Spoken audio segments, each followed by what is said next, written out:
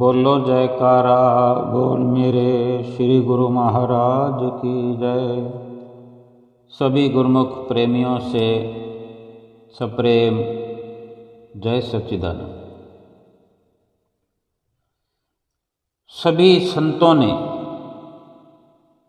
दुनिया भर में जितने भी संत हुए हैं, हाजिर हजूर हैं और होते रहेंगे, आते रहेंगे।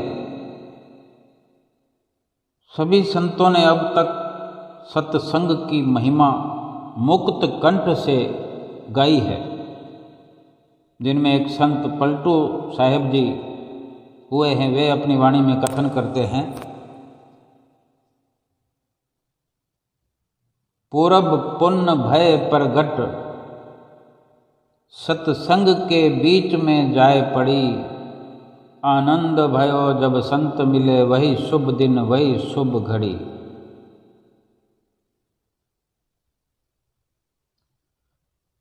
पिछले कई जन्मों के पुण्य जब उदय होते हैं, उदय होकर फल देने को आते हैं, तब जीव को सत्संग की प्राप्ति होती है।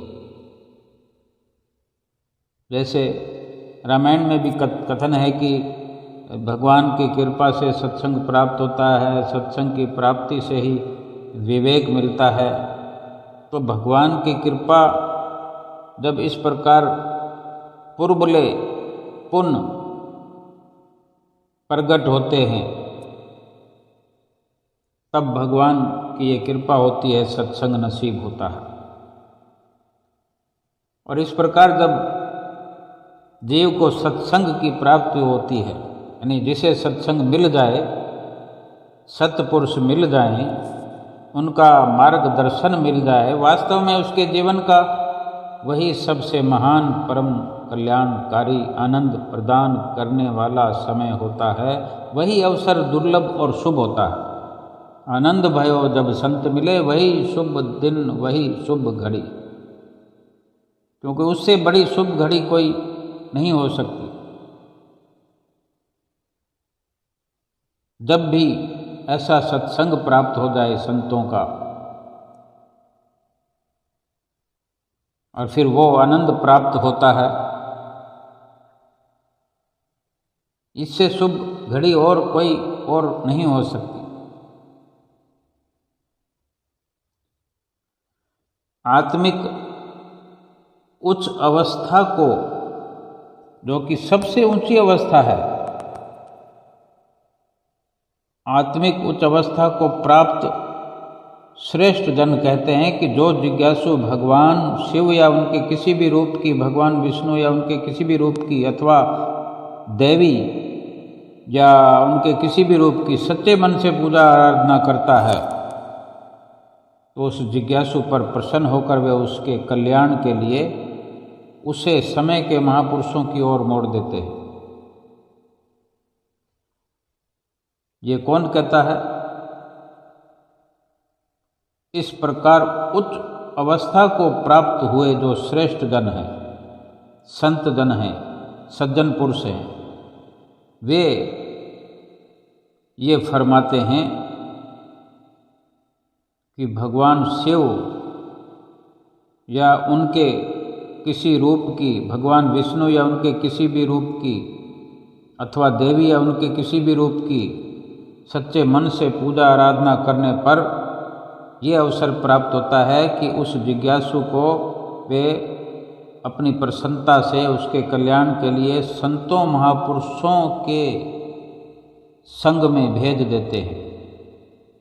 यानी महापुरुषों की संगत में पहुंचकर फिर उनके मार्गदर्शन में वो जिज्ञासु, वो जीव भक्ति की कमाई करने पर ही जिज्ञासु का कल्याण होता है और वो सच्चिदानंद स्वरूप में फिर स्थित होता है, हो जाता है। गुरुमुख जन अपने हृदय में झांक कर देखे। हम सभी गुरुमुख जन अपने भीतर झांक कर देख सकते हैं कि श्री परमहंस महापुरुषों की पावन संगति में पहुंचने से पहले गुरुमुख सज्जन कोई ना कोई साधना करके ही वहाँ तक पहुँचे होंगे। क्या हम सीधे पहुँच गए हैं? सीधे पहुँच गए हैं तो पिछले जन्मों की भरपूर कमाई रही है, जो प्रारब्ध के अनुसार जल्दी समय मिल गया, या फिर अभी भी हम देखें कि हम अभी लगे हुए हैं इधर भी और उधर भी। लेकिन ये तो सत्य है कि ये सब सीढ़ी दर सीढ़ी, कदम दर कदम करते हुए ही ये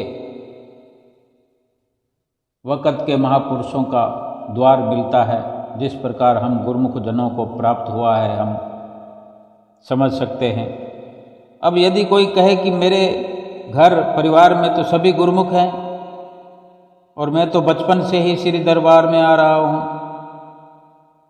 तो ऐसे गुरुमुख के लिए भी कथन है महापुरुषों का कि अंत तक पूरी न हो साधना जिस जीव की, भक्तों के उस उच्च कुल में जन्म लेता है वही, शरण में संतों की आके भक्ति लक्ष्य पूरा करे, जग में ऐसा जन्म मिलना दुर्लभ है और श्रेष्ठ भी। मतलब यह है कि जिस विचारवान सज्जन की साधना पिछले जन्म में अधूरी रह जाती है, उसे ऐसे घर परिवार में जन्म मिलता है जहाँ वो फिर से अधूरी भक्ति को करने के लिए आज़ाद होता है।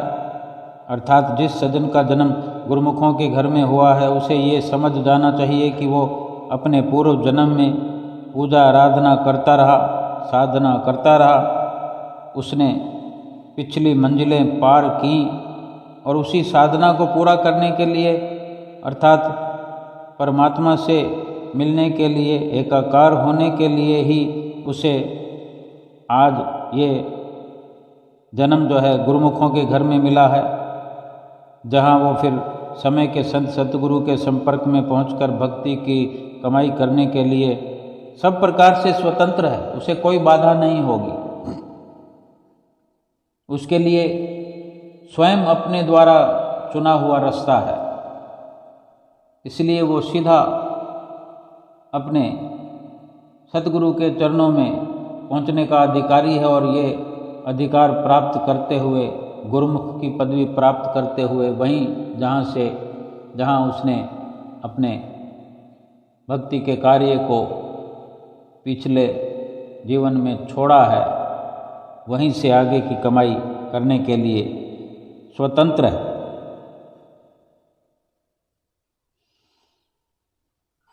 इष्ट उपासना का ये जो भेद है वो बहुत दुर्लभ है, जो कि संत महापुरुषों की संगत में पहुंचने पर उजागर होता है। इसे जानना और समझना हर गुरुमुख के लिए बहुत जरूरी भी है। इस प्रकार के ये रहस्य, ये भेद हर गुरुमुख को समझना ही चाहिए, ये जरूरी है।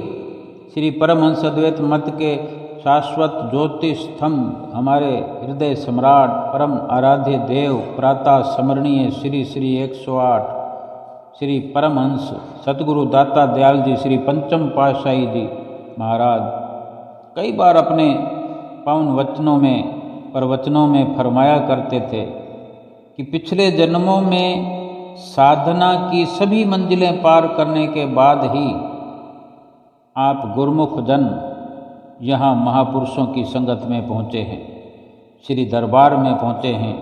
श्री दरबार की ये एक प्रकार से नागरिकता हासिल हुई है। आप बड़े भाग्यशाली हैं, बहुत ही सौभाग्यशाली हैं।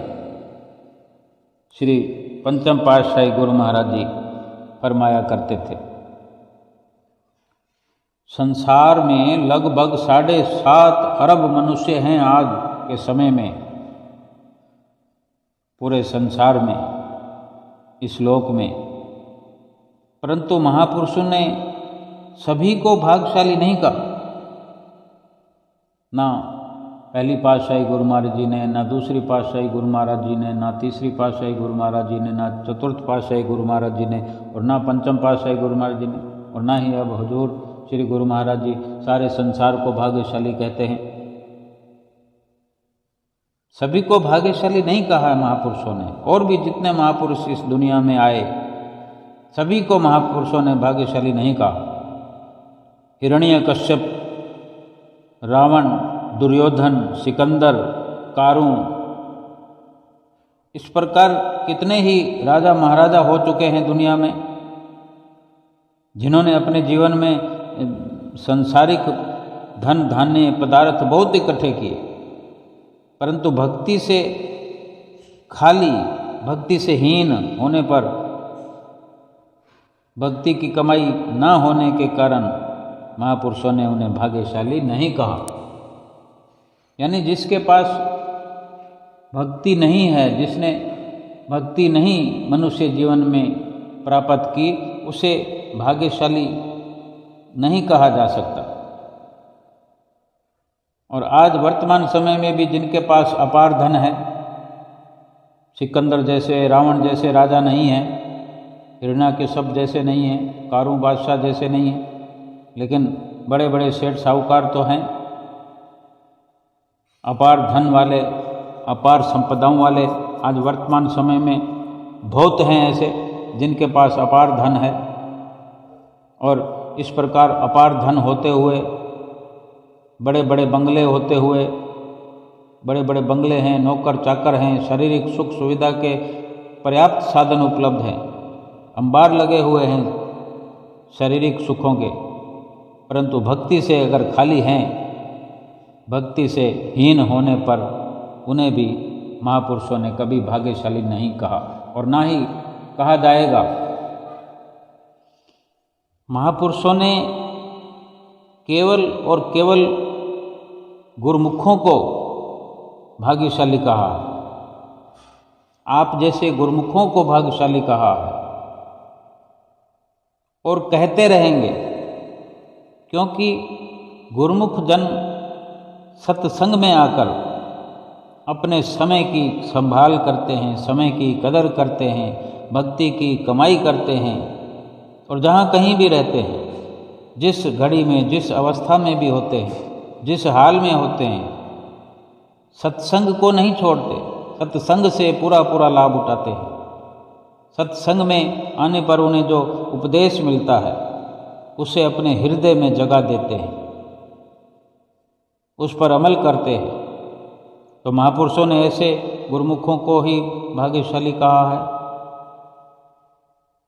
उसे ही भाग्यशाली कहा जाएगा। सही मायने में वही सौभाग्यशाली कहलाए जाने का अधिकारी भी है। एक गुरुमुख परिवार जो कि एक जगह किसी शहर में रहता है, तो परिवार के दो मुखिया, दो भाइयों का ये कहना है, उस परिवार में जो दो बड़े मुखिया हैं, उन दोनों भाइयों का कहना है ये कि पहले हमारी एक समय ऐसी अवस्था बन गई थी, ऐसा हाल हो गया था, हमारी एक ही दुकान थी सभी के लिए, दोनों परिवारों के लिए, और ग्राहक नहीं आते थे, परंतु सौभाग्य से हमें सत्संग का लाभ मिला। सत्संग में निरंतर बैठक मिली और हम सत्संग में पहुंचने लगे, नाम की दीक्षा मिली, और हमने श्री सतगुरु दाता दयाल जी महाराज जी के वचनों के अनुसार नाम भक्ति में अपने चित्त को लगा दिया। हमारे भीतर में आनंद ही आनंद बरसने लगा। देखते ही देखते घर परिवार में सुख शांति छा गई। फिर जो दुकान थी एक ही, वो भी छोटी,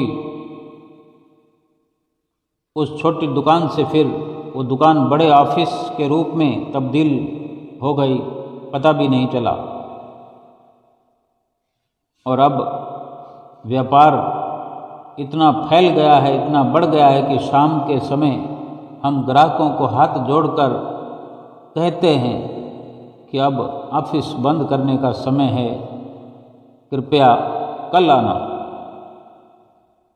उस परिवार के सभी सदस्यों पर श्री सद्गुरुदेव दाता दयाल जी महाराज जी की ऐसी महान कृपा है कि सभी गुरुमुख जन पावन श्री चरण कमलों से जुड़े हुए, हर छोटा बड़ा सतगुरु से प्रेम करता है और सतगुरु के वचनों के अनुसार भक्ति के 5 नियमों की पालना में रत हैं, लीन हैं। 5 नियमों जैसे श्री आरती, पूजा, सत्संग, सेवा, पावन श्री दर्शन, ध्यान तथा भजन सुमरन की पालना श्रद्धापूर्वक करते हैं सभी के सभी, और सतगुरु की अपने इस प्रकार प्रसन्नता प्राप्त कर रहे हैं। पुण्य संस्कारी आत्माओं पर अपार कृपा करते हुए और उन्हें सत्संग का पूरा लाभ प्रदान करने हेतु उनको लाभान्वित करने के लिए ही महापुरुषों ने श्री परमहंस अद्वैत मत की स्थापना की है। देश विदेश में अनेकों ही सत्संग भवनों का निर्माण कराया है। सत्संग उपदेश देने के लिए अपने संत जनों को नियुक्त किया है। सत्संग की कई प्रकार की पुस्तकों का प्रकाशन कराया है और आज के समय में गुरुमुखों को और अधिक सुविधा प्रदान करने के लिए श्री आनंदपुर सत्संग ऐप उपलब्ध कराई है। इस प्रकार अपने दुर्लभ समय को भक्ति के नियम साधनों में लगाने से गुरुमुखों की वृत्ति हमेशा ही महापुरुषों के पावन चरण कमलों से जुड़ी रहती है। कितनी श्री परमहंसों की अपार बख्शिश होती रही है, हो रही है, हम अनुमान नहीं लगा सकते, हिसाब नहीं लगा सकते कि कितनी बख्शिश हम गुरुमुख प्रेमियों पर हो रही है। जहाँ तहाँ आश्रम बना दिए हैं, विदेशों में इतनी रचना रचा दी है, इतने गुरुमुख प्रेमी विदेशों में बैठे हुए भी सतगुरु से अपने हार्दिक प्रेम से जुड़े हुए हैं और सतगुरु भी उनके सच्चे प्रेम को देखकर उनके नज़दीक पहुंचकर उनको अपने श्री दर्शनों का लाभ प्राप्त कराते हैं। अपने मुखारविंद से सुंदर सुंदर वचन फरमाकर उनके सामने विराजमान होकर उनके कानों में भक्ति का रस घोलते हैं। उनको इस संसार में कैसे जीना है, माया की गर्म हवा, माया के थपेड़े, माया की आंधियों से कैसे बचना है वो सिखाते हैं। ये कितना उपकार है।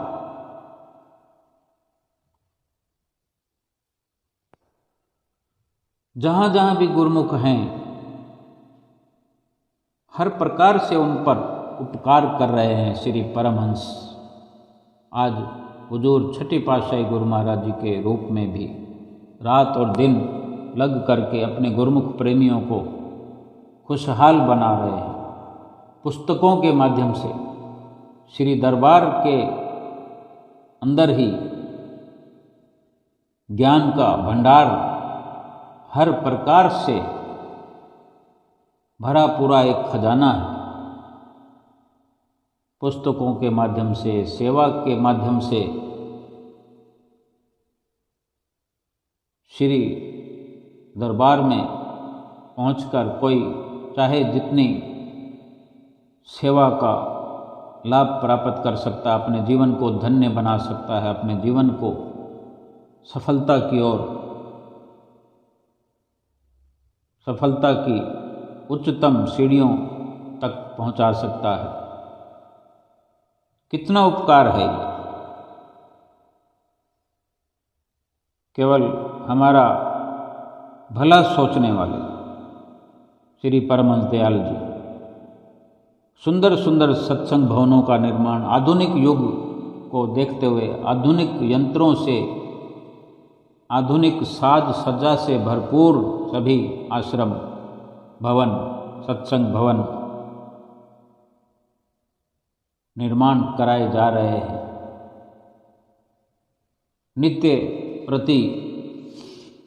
नित्य निरंतर कहीं न कहीं नए भवन की नींव रखी जाती है, फिर उसका उद्घाटन किया जाता है। नए नए गुरुमुख प्रेमी श्री चरणों में आकर के नाम की दीक्षा प्राप्त करते हैं। वहाँ जहाँ जहाँ भी आश्रम हैं, देश में हैं, विदेशों में हैं, गाँवों में, शहरों में, दूर दूर कश्मीर से कन्याकुमारी तक, देश से विदेशों तक सभी आश्रमों पर यथा योग्य आदरणीय संत, महात्मा जन, बाई जन, भगत और भक्तानियाँ वहाँ पर सेवारत हैं और वहाँ अपने जीवन की अनमोल सेवा प्रदान करते हुए सतगुरु के हुक्म से, आज्ञा से सारी व्यवस्थाएं गुरुमुख प्रेमियों के लिए समय समय पर करते हैं। सभी गुरुमुख प्रेमियों को श्री दरबार से जुड़ने की प्रेरणा देते हैं। भक्ति और परमार्थ की शिक्षा लगातार प्रदान करते हुए हर गुरुमुख प्रेमी के जीवन में खुशियां भरपूर करते हैं। ये उपकार परमहंसों के भुलाने के नहीं हैं, गिनती कराने के भी नहीं हैं। गुरुमुख प्रेमी जहाँ कहीं भी रह रहे हैं, महापुरुषों के पावन वचनों के अनुसार भक्ति की कमाई करते हुए आत्मिक लाभ प्राप्त कर रहे हैं। सतगुरु की कृपा प्रसन्नता के पात्र बन रहे हैं, अपने दोनों लोक सार्थक कर रहे हैं। कितने प्रकार से गिनाए नहीं जा सकते कि आज गुरुमुख परिवार से कोई भी बच्चे महानगरों में पढ़ाई करने के लिए जाते हैं, एजुकेशन के लिए जाते हैं। वहाँ पहुंचकर क्या देखते हैं कि आसपास में श्री गुरु महाराज जी का सत्संग भवन है, कुटिया है। ये देखकर आनंद विभोर हो जाते हैं और उनका भी पढ़ाई के साथ साथ श्री गुरु महाराज जी के सत्संग भवन में पहुंचकर अपने श्री गुरु महाराज जी के श्री परमहंसों के दर्शन दीदार का उनको लाभ प्राप्त होना। वे सोचते हैं कि ये मेरे सतगुरु ने लीला रचाई है। वे सब जानते थे, लेकिन हम नहीं जानते थे कि हम जहाँ पढ़ने के लिए जा रहे हैं वहाँ आसपास हमें इस प्रकार से हमें पथ भ्रष्ट होने से बचने का अवसर मिला रहेगा, क्योंकि फिर अपने ही परमहंसों के छत्र छाया में बैठकर जो उनको अवसर मिलता है श्री आरती पूजा करने का, समय समय पर रविवार को भंडारा जो हुआ करता है हर सत्संग भवन में, वो ऐसे गुरुमुख प्रेमियों को, बच्चों को जो पढ़ने के लिए बाहर जाते हैं, एक संबल मिलता है उनको, एक मजबूत इरादों से भरा अनुशासन प्राप्त होता है। वो समझते हैं कि हम बेशक अपने घर से चाहे 1000 किलोमीटर की दूरी में है, लेकिन भीतर में हमारे सतगुरु का प्रेम बसता है, सतगुरु की छवि बसती है। लेकिन बाहरी तौर पर भी हमें बहुत श्री गुरु महाराज जी हमें आश्वस्त किया हुआ है। यानी किसी भी एंगल से और जॉब करते हुए बच्चों को भी इस प्रकार से अवसर प्राप्त होता है।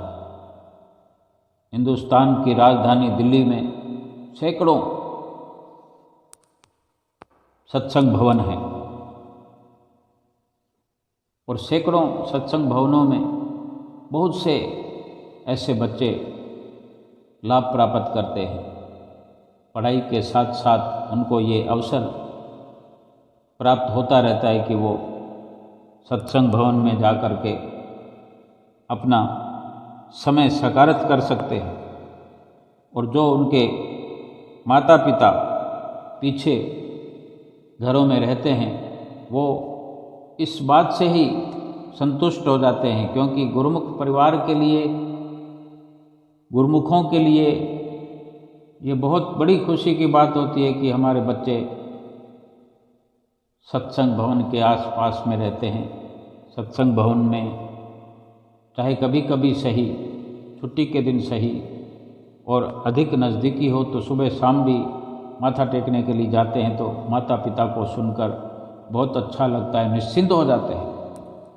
यानी सही प्रकार से अगर विचार करें तो श्री परमहंसों ने हर गुरुमुख को, हर छोटे बड़े, अमीर गरीब, शहरों में गांव में गुरुमुख प्रेमियों को हर प्रकार से आश्वस्त कर रखा है, निश्चिंत कर रखा है।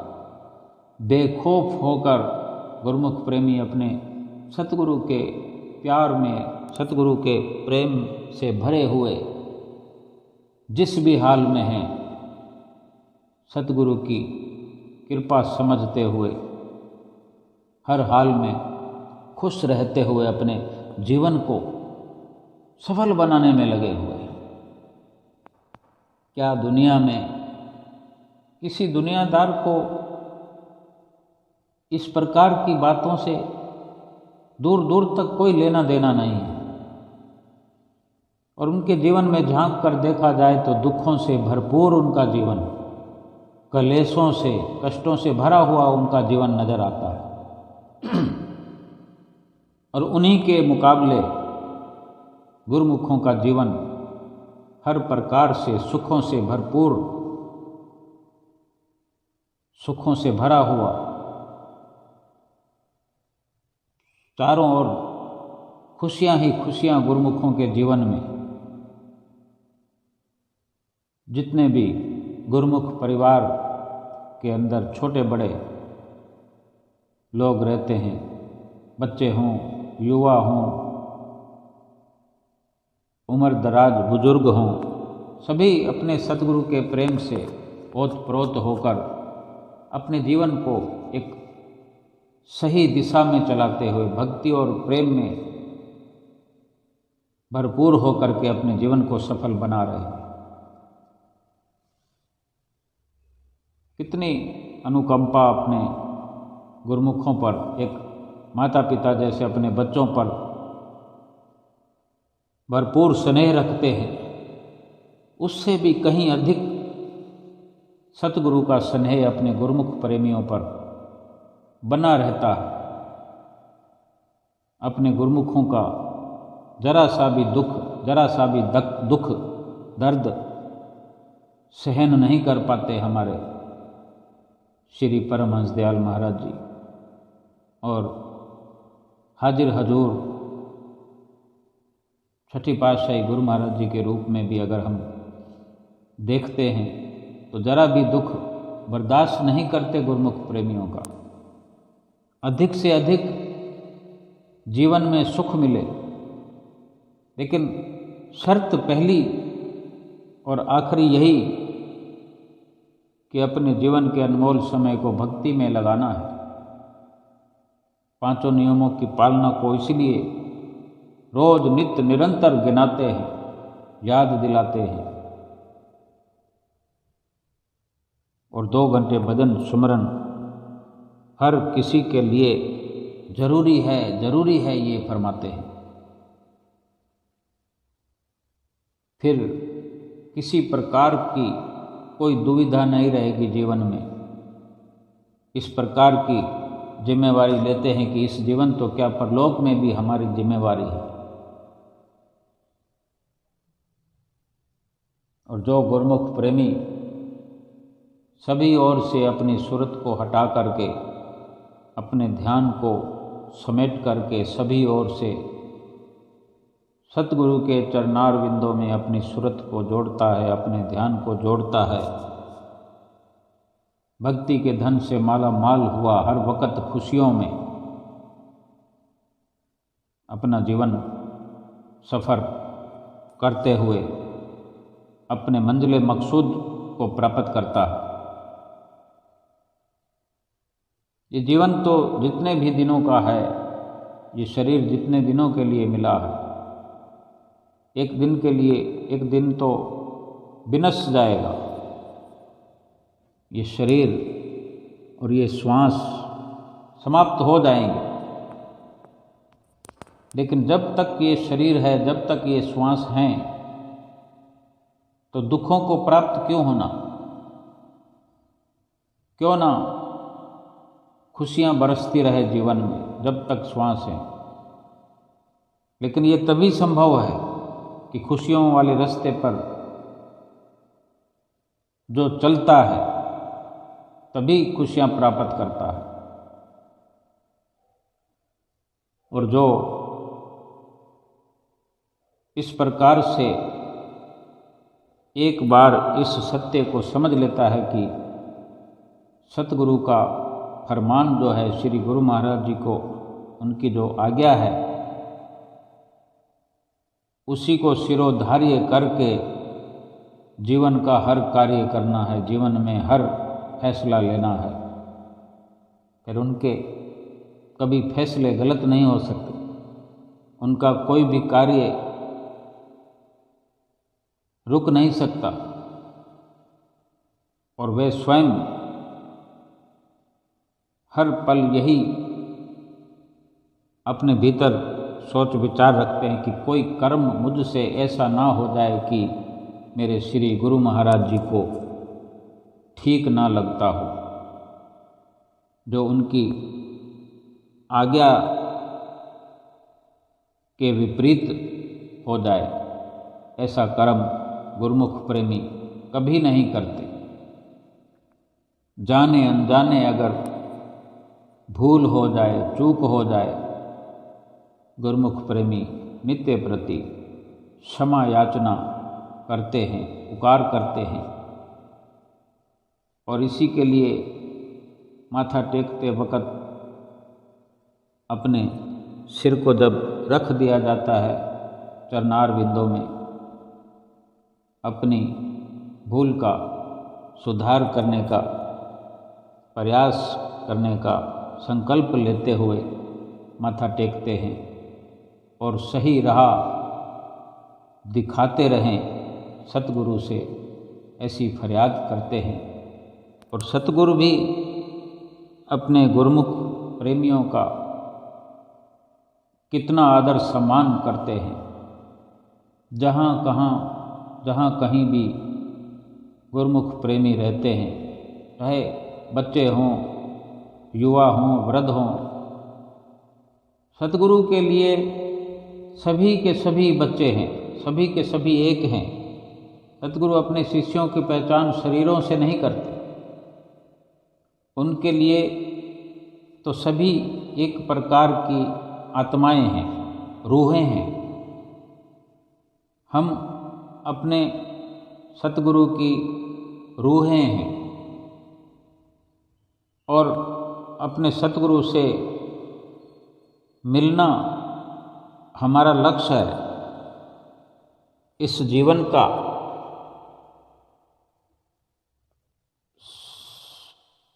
स्वर्णिम ये जो अवसर मिला है, ये यही दर्शाता है कि इसी लिए प्राप्त हुआ है ये स्वर्णिम अवसर कि सभी रूहें अपने सतगुरु से एकाकार करें, और यही मकसद इस जीवन का है। इस मकसद को भली भांति हर गुरुमुख प्रेमी पूरा करे, और इस मकसद को पूरा करने के लिए सतगुरु ने हमारे लिए हर संभव यत्न करने का हमें इशारा भी किया है, मार्गदर्शन हमारा करते रहते हैं, शिक्षा प्रदान करते रहते हैं, और सभी गुरुमुख प्रेमियों का जो भी जहाँ भी रहते हैं उनका ये परम कर्तव्य हो जाता है कि अपने सतगुरु के द्वारा निर्धारित जो अपने वचनों से जो उन्होंने निर्धारित नियम बनाए हैं, पंचम पातशाही गुरु महाराज जी ने अपने समय में श्रेष्ठतम नियम बनाए हैं। 5 नियम जो रोज याद दिलाए जाते हैं, पंचम पातशाही गुरु महाराज जी ने अपने समय में ये निर्धारित किए हैं, ये नियम बनाए हैं उन्होंने, उन पर चलना हमें सिखाया है। और भजन अभ्यास करने की तो हमारे परम आराध्य श्री तृतीय पातशाही गुरु महाराज जी ने भजन सुमरण की हमें शिक्षा प्रदान की, तब से ये नियम लागू श्री आनंदपुर धाम में हो गया, और सभी गुरुमुख प्रेमी भजन सुमरण करते आ रहे हैं 1 घंटा। और अब हुजूर छठी पातशाही गुरु महाराज जी ने अभी